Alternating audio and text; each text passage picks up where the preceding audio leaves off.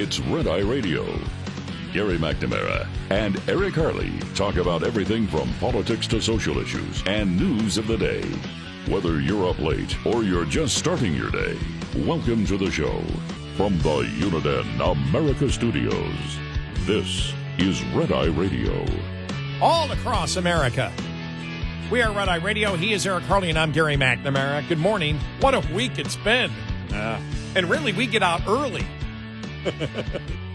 Being out Friday morning, and then people are probably saying, what are you talking about? The week's not over yet. Oh, that's right. It's Friday morning. You know, that's a good point.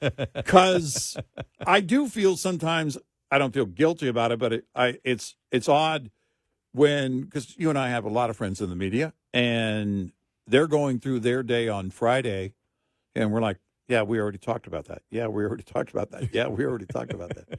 You know, unless there's breaking news, which there almost always is now. There's always something going on. But watching it,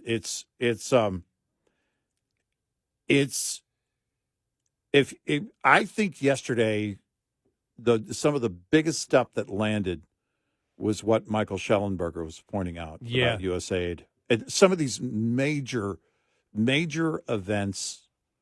The impeachment of Trump, the Russian hoax, how it was funded by USAID.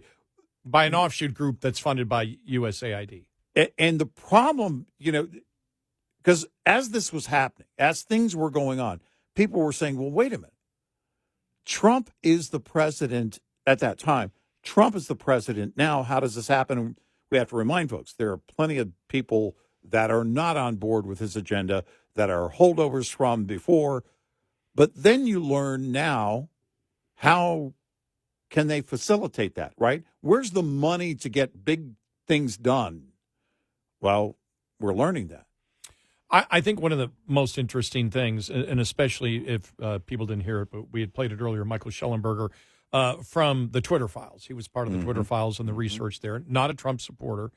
But he's been doing just a ton of research, and said in his research in the articles, which happened to correspond with all the USAID stuff, he came out and said, look, USAID, through one of their organizations that they fund, helped to finance the impeachment of Trump, the impeachment in 19, and also the Russia collusion hoax.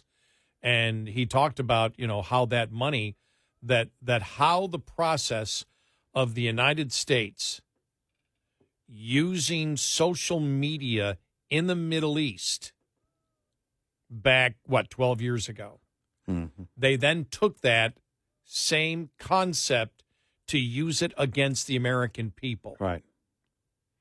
And to finance and promote the impeachment, the first impeachment, and he testified before Congress. Just so you know, this isn't some guy just throwing out a conspiracy theory on YouTube. Right. He was, and he's under oath when he's there, so he's under oath telling what we have investigated and what we have found. It's terrifying to listen to it when you think about the actual infrastructure that was set up, and a significant portion of it with money that political appointees are not accountable for. Well, but because the left is screaming shadow government with Elon Musk, right? You look at this stuff and it's like, holy cow! There's shadow government. You have this kind of transparency with the shadow government. But the interesting thing is, and I go back to Representative Lawler talking to Morning Joe yesterday, when he was talking about the money spent for a rapper in Gaza to sing anti-Semitic songs. That $3 million actually, part of that went for that. And so Morning Joe can't argue that. You can't argue that we shouldn't be doing that. Right. Now, if you're a Democrat currently in the House and you're anti-Semitic, if you're an Ilhan Omar or an AOC, you could go, no, we need taxpayer money to support anti-Semitic rap in Gaza. Yeah. They can get away with it somehow in their districts. How, I don't know, but they can. Mm-hmm. But the problem is, Morning Joe then said to him, he said, well, you guys have subcommittees. This is where you're supposed to be dealing with that. He goes, wait a minute. They appropriate money to USAID. We put subpoenas in. We were trying to find out what was going on with USAID. We were trying to find out. They're part of the executive branch, and they said they just didn't respond to us on the things that we wanted to know because Biden's administration and Biden's Department of Justice would not force them to do so. Right. So we're limited in Congress what we can do to these agencies that are able to spend money on their own because Congress would just appropriate and say, well, you take $100 million and you spend it just the way that you wish to spend it. That's got to stop. There cannot be. It's now proven with what we have seen. And where we would be right now if Trump wasn't president and brought this out.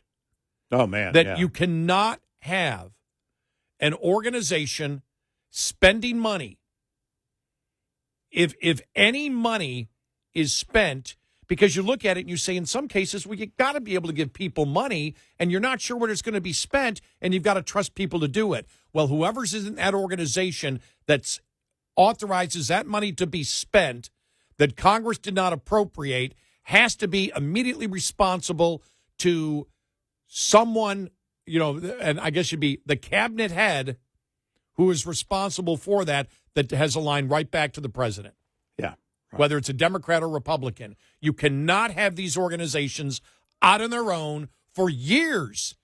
Because what Shellenberger is talking about is this has been going on for almost a decade. Yeah. Yeah. He goes, this really started 2015, 2016, where they just started doing this and using all of these tactics that they use to promote propaganda and censoring to create regime change in other countries in the Middle East. They took that to use it to try to create regime change in the United States so Trump couldn't be president. Right. And gee, who was president in 2015, 2016? You think the tone Obama, set, exactly, the tone set, and knowing that because Obama was one that clearly believed he didn't need Congress to get his agenda done, whether it's cap and trade or anything else. Well, when you discover what you have available to you through these bureaucracies and what you can do, well, who's going to look? Or what should be done, the how you would set it up. I just was thinking about it. The first scenario I gave you may not be the scenario. You may have to have a scenario where you have a certain subcommittee that is set up in Congress that's always there for any funding that's needed, and then they appropriate it. That they have the emergent, because this can't continue. You cannot be hiding this kind of money. One of the things you and I talked about is the amount of fraud out there, and we would bring it to you, but Congress, there wasn't really, the Republicans weren't even furious where they focused on that completely, saying this has got to stop. Right. This kind of fraud, because the GAO, the New York Times coming out with an article. What's Elon Musk talking about all this fraud? There's no evidence. What the hell are you talking about? The Biden administration's GAO said the fraud is roughly between $300 and $500 billion a year. Right. What do you mean? And the New York Times saying, there's no fraud when you're talking about it. There's no evidence there's fraud. Right. It's like, we're just going to be ignorant. And, we didn't know that story. We're just ignorant people. Yeah. We didn't check to see if there was any report of fraud. Well, it would have been tough to find out. You simply had to go to the General Accounting Office. And they couldn't do that. They had to sit there and pretend that Elon Musk was saying there's fraud where there's no evidence of fraud whatsoever. Mm-hmm. And clearly there was, because the report comes out every year from the GAO. Yes, we know this. And now we're getting into the weeds on exactly how it was spent. And it's getting scary. The Michael Shellenberger investigation has the potential here to blow this whole thing wide open. Well, it was scary. Now we're learning what we didn't know at the time, which makes it very scary. But it also is a great lesson. You cannot have money that goes to people that aren't working for an elected representative of the people who is accountable and responsible for if that money is used for corrupt or illegal purposes. It has to be about accountability at every turn. How can it not be? It has to be. I don't know how you do it, because you just didn't think that you could be, most people didn't think that you could be so insulated inside the federal government and report to no one, and then have the Department of Justice that's responsible to that elected representative not force you to turn over whatever Congress wants. Those subcommittees get it. And you're saying, no, they don't get it. Right. Can't have that. No, you can't. You don't get the money. If that's what you're going to do, you don't get but we have to have the money. Sorry. Don't sit there and say it's my fault for you being corrupt. Don't say it's my fault and you must get the money anyway to use against the people of the United States, or use money that's not in the best interest of the people of the United States, and nobody's held accountable for it. Well, what Shellenberger points out is on a bigger level of what I've been saying on the Democrats believing they had won the conversation by controlling social media. And now you see how that was funded. And it's the funding is important because it allows the experience, the training, the methods that have already been put in place for other purposes, as Shellenberger points out, and then turned around and used against the American people in order to shape elections, in order to impeach a president. This is staggering and should be the wake-up calls of wake-up calls in a country with $36 trillion in debt. Mm-hmm. This is your money going to this. The money you're going out to earn here in a little bit if you're just waking up. It's your money going to this. We can't allow this. Like Shellenberger said, we played the audio cut. He's all for open dialogue and criticism, open criticism. That's one thing. But you talk about behind the scenes of them flagging things, saying, okay, that's misinformation and disinformation. Wait a minute. This is the great thing about community notes and that whole approach. Well, you can post whatever you want, but with community notes in place, if something's not right, you're probably going to find out about it pretty quickly. At least everybody else will. Well, we had talked about how hilarious it is that the left was screaming, there's no transparency, when the entire Doge is based on transparency it's and all letting the about American people know where the money's being spent. Right. I mean, that was the most bizarre thing. And as you saw now, Trump came out yesterday and said, no, if we suspect Elon, there's a conflict of interest, he's out of it. And I won't let him do it. Right. And if he did do it, I wouldn't let him do it. Right. Covering all bases there. Right. So every argument the left has had this week has been defeated. Every single one. Mm-hmm. There's not one that's left. And after Michael Shellenberger's testimony before Congress this week, you got members of Congress going, what the hell's going on? Now, this has been one of the best weeks that I've ever covered the U.S. government. One of the best weeks of getting transparency of where money's being spent. This has never happened before. Not like this. No, it's never happened. But it goes nowhere if the American public shrugs their shoulders and says, we don't care. Right now, that's not the case, and that's good. No, that's why we say there has to be constant communication and constant discussion about this. It has to be as proactive as they have been from the beginning of this administration here for the past few weeks. On this, you cannot stop. You have to be unrelenting. At every turn, you have to point to this and the corruption and fraud that's going on here. It has to stop. 866-90 Red Eye. This morning's USDA Farm Report is brought to you by Howes Products. Tested, trusted, guaranteed since 1920. Senators voting in the affirmative. Barrasso, Bozeman, Capito. The roll call and vote on the floor of the U.S. Senate Thursday for the nomination of Brooke Rollins as Secretary of Agriculture. And once voting concluded, the yeas are 72, the nays are 28, and the nomination of Brooke Rollins is confirmed.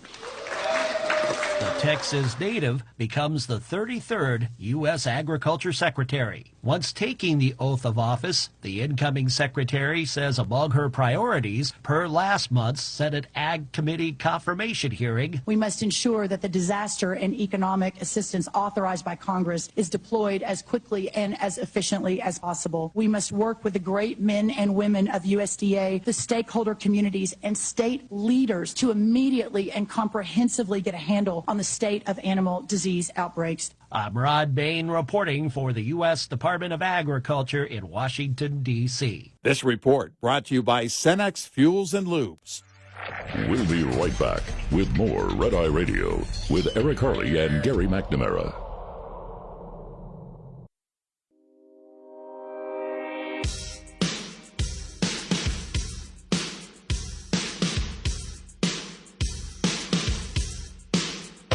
It's Red Eye Radio. He's Eric Harley, and I'm Gary McNamara. Welcome. Good morning.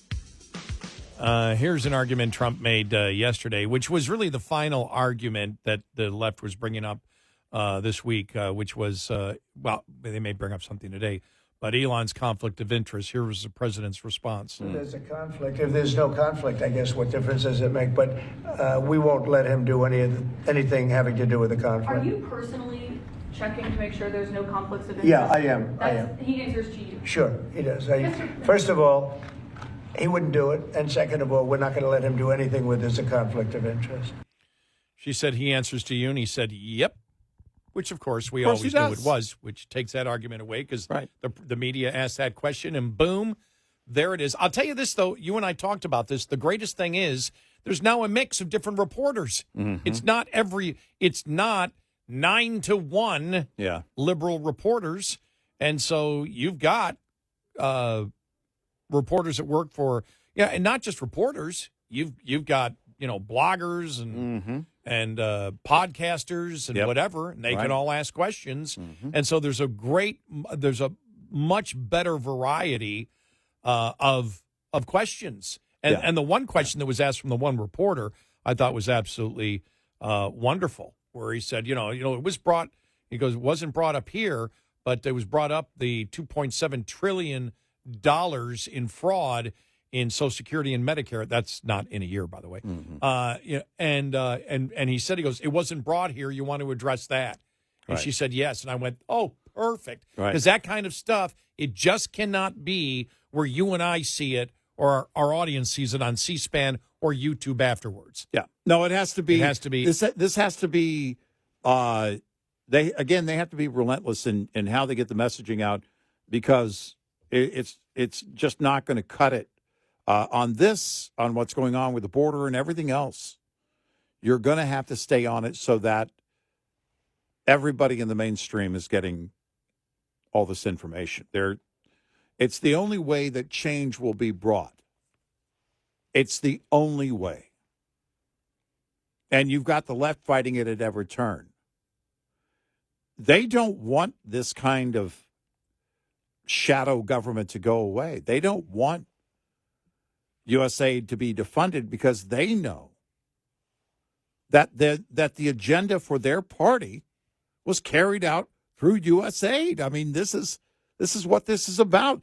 It's how you fund these big moves. It's what we said. They cannot do things through the elected representatives that the American people want. Right. And so they do it through activist judges now, as we've seen this week. Yep. And they do it with agencies that are set up that are not accountable through the election process. Right. Can't have that. Cannot.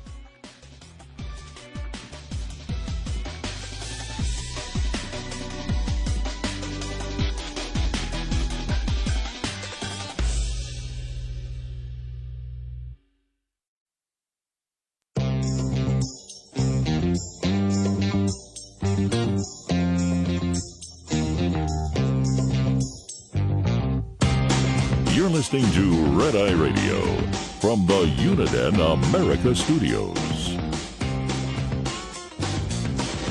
And he's Eric Harley, and I'm Gary McNamara. Good morning.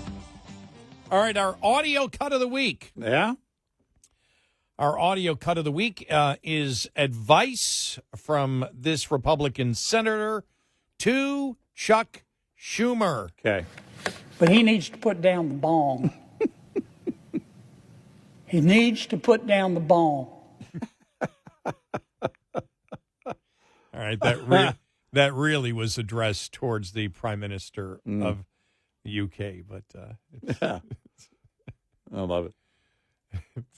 It applies on so many I know levels. it really to so many it people. really does. Yeah. I wanted to be able to say that it, but he says he, but I wanted to say that it applies. That he was talking about the new head of the imbecile caucus of the Democrats, Jasmine Crockett, Representative Crockett, who's just a nutcase. And the one thing that we got this week, first off, it's one of the best weeks I've ever covered American politics because I've never seen anything like this with the amount of waste out there and, where this money's going. And now, it's just every single day there's something else where the EPA stuff yesterday that came out from Lee Zeldin, the $50 million, to the climate change stuff. I mean, just this stuff is just nuts. It's insane. The American public looks at it. It's like it's insane. And every single argument the Democrats have used has fallen, it's fallen away. Yeah. The one incredible one, and we talked about it, was the New York Times saying Elon Musk makes the claim that there's federal fraud without any proof. And we just went, what the hell are they talking about? Right. This is how bad it is for the left right now. They can't defend or they can't argue anything. And I'm reading here because we covered it, you and I, but I just happened to come upon this is the editorial board of the Wall Street Journal. So you want proof of government fraud. It's like, remember when eliminating government waste, fraud, and abuse was a bipartisan goal?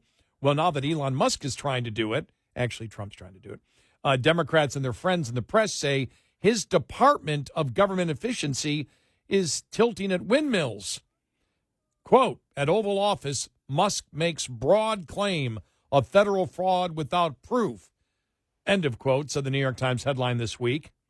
The White House responded, apparently the Times and other like-minded outlets lack access to a newfangled research tool called Google. No proof of fraud? How much do you want? That's why when I first saw it, you and I saw that headline, we go, doesn't the New York Times know they're going to get destroyed on this? How could you not?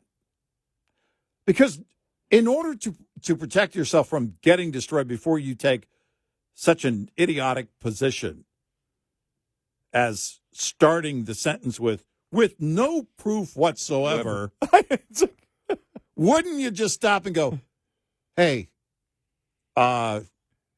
shouldn't we kind of protect our bases here, cover the bases so we don't get hammered, so we don't look like the fools? Apparently, they don't worry about that. Yeah, because this is so bad. Sarah Palin may be able to add this on to her defamation lawsuit, even though it has nothing to do with her. Right.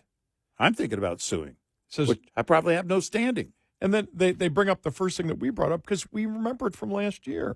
The General Accounting Office reported last spring, estimated the federal government could lose between $233 billion and $521 billion annually to fraud. Now, the interesting thing is, do we need to audit the General Accounting Office that doesn't know? They say it's between 233 and 521 billion. You mean 300 billion difference? That right. You're like, well, we're not really. God, that's got to stop. Yeah. The federal auditor said a government-wide approach is required to address it and recommended that the Treasury Department leverage data analytics capabilities to stop questionable payment. That's what DOGE is trying to do. The GAO earlier estimated that 11 to 15% of unemployment benefits during the pandemic were fraudulent, totaled between 100 and 135 billion. Some went to transnational gangs prisoners and state-sponsored hackers. The Labor Department Inspector General estimated at least $191 billion in improper pandemic unemployment payments. Well, who needs ID? The Secret Service found hackers linked to the Chinese government stole at least $20 million in COVID benefits. The pandemic employee retention tax credit has been another ripe target, according to the Internal Revenue Service. A California prisoner, get this now, a California prisoner claimed more than $550 million from the employee retention tax credit. The IRS paused processing of new ERTC claims in 2023 because of rampant fraud, initially estimated at $55 billion. The program's cost had ballooned to $230 billion and counting. One culprit is outdated government IT systems that lack fraud controls, such as identity verification. Gotta be kidding me. Well, also, if you're against voter ID, why would you, why would you insist on ID for something like this? Wow. Where is it here? Agencies also don't internally share data that could identify red flags. Oh, my God. That's another thing, too. There should be, you mentioned, how about a subcommittee on appropriations of when the money needs to be spent and how it's going to be spent? Somebody watching the register. Somebody actually at every step holding somebody accountable, because it has to go back to an elected official. That's how you keep them accountable. The Federal Register puts everything up there on administrative moves. What about spending measures? I mean, it's just insane that this has gone on for so long. I really wonder, because some are saying this is the tip of the iceberg. How big is this iceberg? Oh, yeah, and they go through that. They said Biden officials also eased income verification for Obamacare subsidies, Medicaid, and other welfare programs. Health and Human Services last year estimated $85 billion in improper payments in Medicare and Medicaid. It's ironic to say that at least the Democrats have criticized the peer-to-peer payment app, is it Zelle, for not doing enough to prevent fraud on the network. Zelle's estimated fraud rate, 0.1%. Not 1%, 0.1%, 99% lower than the goal for government programs, which many agencies don't achieve. And so you can look at it and say, whoa, but that's how bad it is right now for the left. And it's really important because you've got to win on messaging. If you've been a long-time listener to the show, we used to be criticized like crazy for saying Republicans, and when Trump started his first term, have to communicate effectively. Mm-hmm. You have to do it because it's never been easier to defend conservative principles in the history of the world than it is right now, especially because of the insanity of the left. And so when the New York Times comes out and says Elon Musk is saying there's fraud, there's no evidence. He's got there's no proof that it's happening. And the proof is overwhelming, where it's actually, again, it's quite childlike of the New York Times to put that out. And we've been using that term for the Democrats because it really is something that's been so obvious, something that's been so well reported, and they pretend that they have this ignorance like a child that it doesn't exist. Right. And you're either completely ignorant or you're in favor of what has been going on, and you don't want this to stop. You don't want this kind of behavior to stop. It's one of the two. So here it is, the EPA stuff that came out yesterday. The new administrator for the EPA, Lee Zeldin, said he has canceled a Biden-era $50 million environmental justice grant to an organization, you ready for this? To an organization that believes climate justice travels through a free Palestine. Of course. Of course. Just earlier today, I canceled a $50 million grant to an organization called the Climate Justice Alliance. They say the climate justice runs through a free Palestine. I think the American taxpayer would not want $50 million going to this left-wing advocacy group. It's canceled. Well, it sounds like a fake group. My question is, I know. I thought what so are they too. even doing with $50 million? Yep. He also said the EPA sent $160 million to a Canadian electric bus manufacturer under the Biden administration. Wow. He said the Biden administration sent the full amount to the manufacturer rather than making payments along the way as school buses were being produced.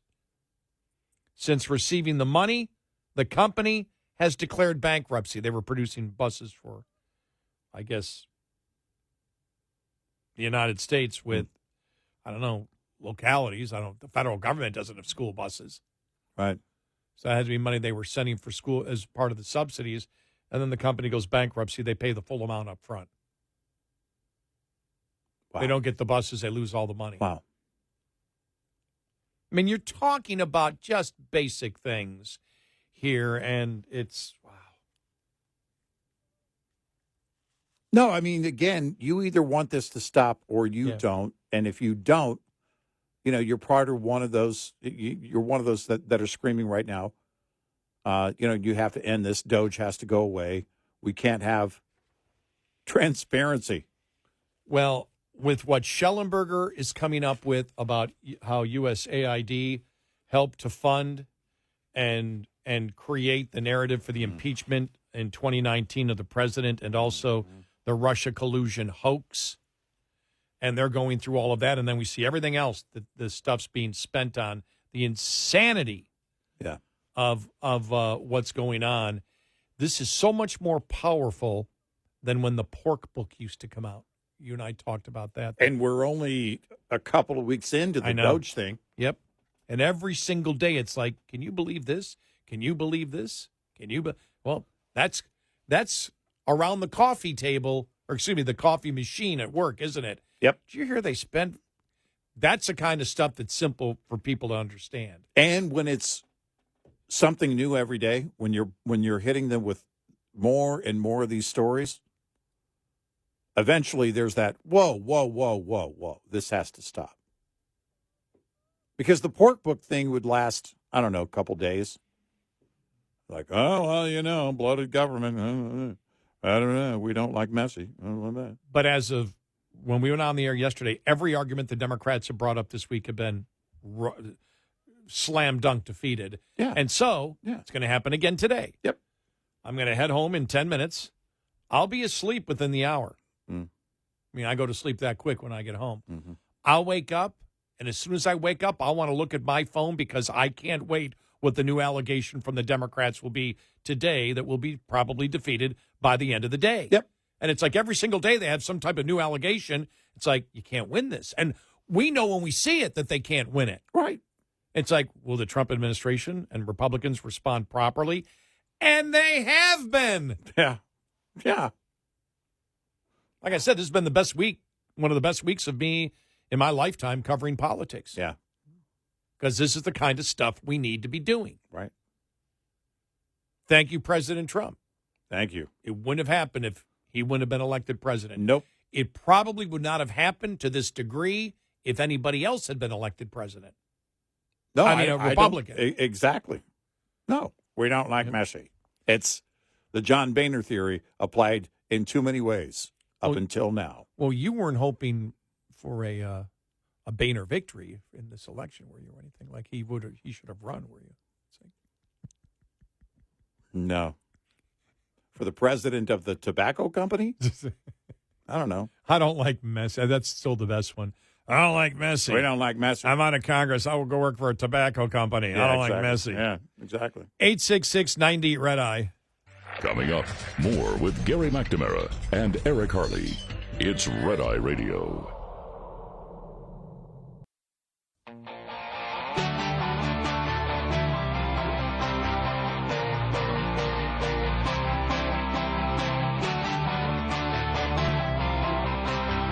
It's Friday Radio. He's Eric Harley, and I'm Gary McNamara. I just saw this headline. You ready for this? Okay. U.S. plunges 4 places in global corruption index, and Trump is blamed for it.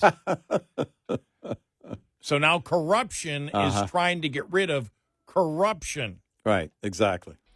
Yeah. Wow. Yeah, that's the media's take on everything, right? They're going to go they're going full force right now. Right. The only thing is they can put out the headlines and the accusations. They can't win the argument, though. No, they can't. cannot withstand cross-examination. Nope.